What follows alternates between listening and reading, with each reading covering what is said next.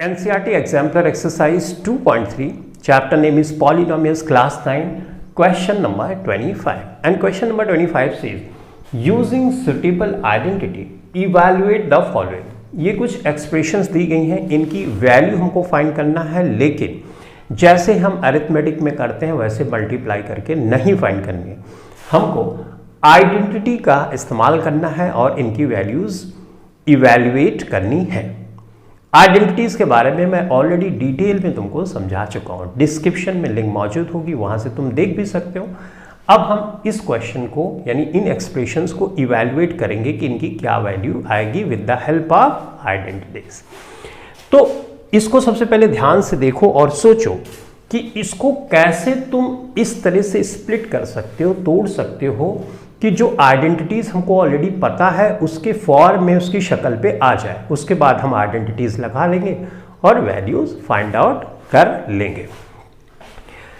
तो अगर मैं यहां 103 है तो मैं ऐसे लिख सकता हूं, 100 लिख सकता हूं प्लस 3, 103 को ऐसे भी तो लिख सकते हो, यानी ये बराबर है। अब इसके ऊपर क्यूब है तो तुमको इस तरह से 3 लगाना होगा।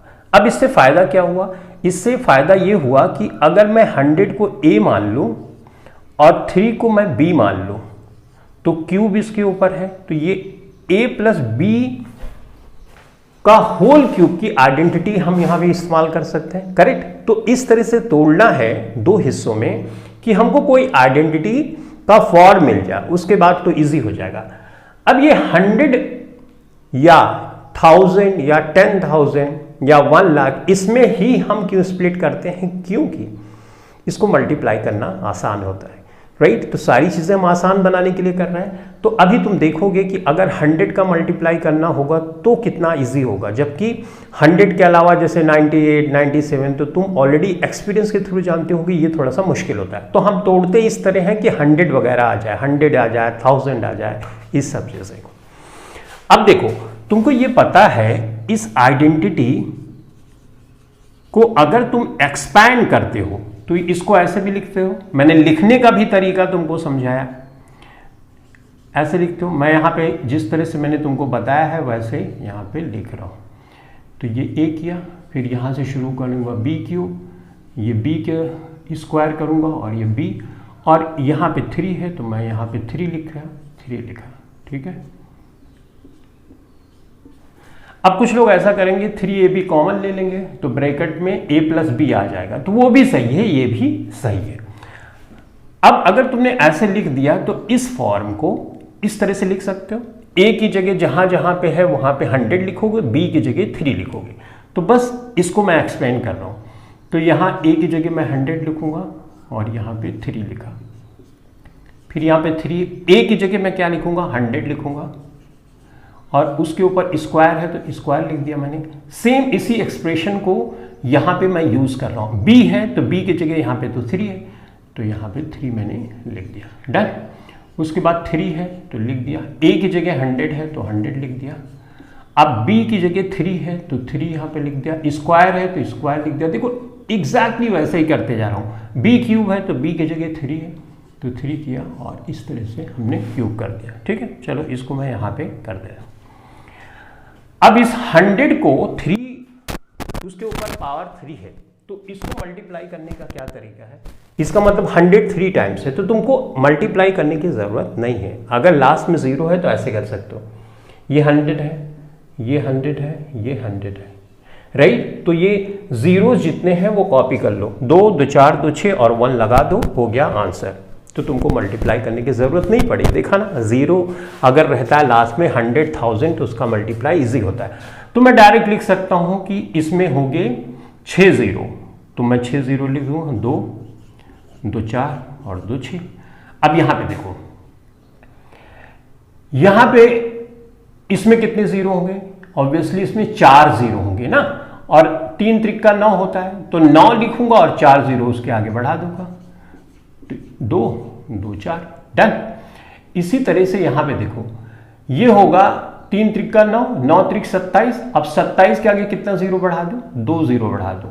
अब ये जो मल्टीप्लीकेशन है मेरा आसान क्यों हो रहा है? क्योंकि 100 है और इसीलिए हम 100, 1000, 10,000 इसमें स्प्लिट करते हैं ताकि हमारी कैलकुलेशन इजी हो जाए। अब 3 को 3 टाइम मतलब 3 3 जा 9, 9 3 जा 27, तो 27 हमने यहाँ पे कर दिया। डन। अब इसको जोड़ने की बात आई। अब जोड़ने में ऊपर नीचे जैसे लिख के ऐड करते हैं वैसे भी कर सकते हो, या जैसे मैं बता रहा हूँ ऐसे कर लो। देखो ये अब इसमें चारों में देखो 7 है तो 7 कर लिया। उसके बाद 2 यहाँ पे है, यहाँ पे 0 है, यहाँ पे 0 है, यहाँ पे 0 है, तो मतलब 2 ही रखेंगे। उसके बाद 7 यहाँ पे है, यहाँ पे 0 है, यहाँ पे 0 है, तो ऑब्वियसली 7 आएगा। यहाँ पे 2 है, यहाँ पे 0 है, यहाँ पे 0 है, तो इसका मतलब 2 ही होगा। अब उसके बाद यहाँ पे 9 बचा है, तो यहाँ पे 9 है, यहाँ पे 0 है, तो मैं 9 करूँगा। और यहाँ पे 1 0 बचा है, ये मैंने इसको ऐसे लिख लिया और यही हो गया हमारा आंसर। तो तुमने देखा कितना आसानी से सिस्टमेटिकली हमने इस क्वेश्चन को सॉल्व किया। इस क्वेश्चन में मैंने थोड़ा सा टाइम लिया, लेकिन आगे के क्वेश्चन में टाइम नहीं लूँगा, क्योंकि अब तुम समझ गए कि 100 क्यों होता है, कैसे इसको इस तरह से कन्वर्ट करना है कि कोई आइडेंटिटी हमको मिल जाए। ठीक है, तो अब दूसरे क्वेश्चन को हम सॉल्व करने वाले हैं। इसको मिटा दूँ, तो ये मैंने यहाँ से इसको रफ कर दिया। अब 101 है, तो यहां पे मैं लिख लेता हूं 101 इंटू 102। तो मैं कुछ इस तरह से इसको बदलूं, 100 + 1 कर दूं। ठीक है, सेम चीज है, राइट। इंटू है तो इंटू का साइन यहां पे लगा दो, और इसको 100 + 2 लिख सकता हूं कि नहीं लिख सकता? लिख सकता हूं ऑब्वियसली। अब इसको ध्यान से देखो, ये आइडेंटिटी अगर मैं इसमें इस्तेमाल करूं तो 100, इसको x मान लूं और इसको a मान लेता हूं, तो x + a हो गया। और 100 को x माना है तो x रखा, और 2 की जगह मैं b मान लेता हूं। अब तुम ध्यान से देखो, ये आइडेंटिटी हमको पता है कि ये होती है x² + a + b into x + a into b, इसकी आइडेंटिटी होती है। तो अब इसको इसी फॉर्म में इसको एक्सपैंड कर देना हमको। x जहां जहां पे है वहां पे 100 रखते जाओ, तो हमने इसको 100 का स्क्वायर कर दिया। a + b, a की जगह 1 है, b की जगह 2 है, राइट। और उसके बाद x है, x की जगह 100 है, तो 100 रखा। यहाँ पे a की जगह कितना है? a है, a की जगह 1 है और b की जगह है 2, तो इस तरह से हमने कर लिया। अब इसको मैं यहाँ पे सिंप्लीफाई कर देता हूँ। देखो यहाँ पे 2 0 है और 2 पावर है, तो 2 मतलब 4 0 वाला ये बन जाएगा। यहाँ पे 2 और 1 3 जोड़ दोगे, 3 में 100 से मल्टीप्लाई करोगे तो 2 0 उसके आगे आ जाएगा, तो ये कर दिया हमने। अब ये 2 1 जा 2 हो गया। ठीक है, जैसा मैंने किया था, यहाँ पे 2, ये तो 2 ही रहेगा, राइट। यहाँ पे 0 बचा, यहाँ पे 0, तो हमने 0 कर दिया। यहाँ पे 3 है, यहाँ पे 3 है, तो 3 कर दिया। अब ये 10 बच गया और यही हो गया हमारा आंसर। तो देखो दूसरा वाला कितना आसानी से हमने सॉल्व कर लिया। अब मैं तीसरा इसका जो पार्ट है उसको सॉल्व करने वाला हूं। देखो यहां पे इस तरह से लिखा है 999 का स्क्वायर, राइट। इसको कुछ इस तरह से करो कि 1000 में आ जाए। जो पास वाला है इस तरह से 1000 100 हमको सोचना होता है। तो मैं अगर ऐसे कर दूं तो 1000 में से 1 अगर माइनस कर दूं तो 999 आ जाता है, करेक्ट। इसको स्क्वायर कर दो। अब ध्यान से देखो कि ये किस आइडेंटिटी की तरह हो गया। तो a माइनस बी का होल स्क्वायर, इसको a मान लो और इसको b मान लो। तो a माइनस बी का होल स्क्वायर की आइडेंटिटी तुमको पता है a² minus 2ab plus b² होती है, राइट। तो इसका मतलब अब a जहां पे है वहां पे 1000 रखते जाओ। 1000 रखा, इसको स्क्वायर किया, 2 है, a की जगह 1000 रखोगे तो हमने रख दिया 1000, और b की जगह 1 रखना है तो हमने रख दिया 1, और प्लस किया, b की जगह 1 रखना है तो 1 किया और इसका स्क्वायर कर दिया। अब इसको 3 0 है तो मतलब 6 0 1 के सामने लगाना होगा, 4 हो गया और ये 6 हो गया। अब यहाँ पे देखो माइनस है, यहाँ पे 2 का मल्टीप्लाई करोगे तो कितने 0 आगे आ जाएंगे? 3 0, तो 3 0 मैंने कर दिया। और यहाँ पे 1 से मल्टीप्लाई करोगे तो सेम ही है। 1 को कितनी बार भी स्क्वायर करो या कितनी भी पावर रख दो हमेशा आंसर 1 ही आता है। डन बात हो गई। देखो भाई, अब इसमें तुम चाहो तो इसको पहले घटा लो या इसको चाहो पहले जोड़ लो।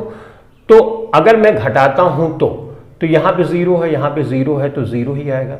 यहाँ पे 0, यहाँ पे 0 है तो 0 ही है, यहाँ पे 0, यहाँ पे 0, 0 ही आएगा। अब यहाँ पे तुम कैरी करते हो, राइट, बरो करते हो, यहाँ पे 10 हो जाएगा, 10 में से 2 हटाओगे कितना आएगा, 8 आएगा, राइट। तो ये खत्म हो गया ये, लेकिन ये कैरी किया था तो यहाँ पे कितना बचा बच्चों, यहाँ पे 9 बचा, और यहाँ पे कितना बचा होगा, यहाँ पे ऑब्वियसली 9 बचा होगा। अब ये हटाने के बाद ये आ गया, लेकिन +1 तो यहाँ पे ऑलरेडी तुम्हारे पास है, तो इसको जोड़ देना है। तो जोड़ोगे तो सिंपल इसके साथ ये जुड़ जाएगा, तो ये 998,001, और यही हो गया तुम्हारा आंसर। तो समझाने में मुझे थोड़ा सा टाइम लगा, लेकिन अगर तुम समझ गए होगे तो इस तरह का कोई भी क्वेश्चन आएगा तुम आसानी से सॉल्व कर सकोगे। तो thanks for watching this video, thank you very much.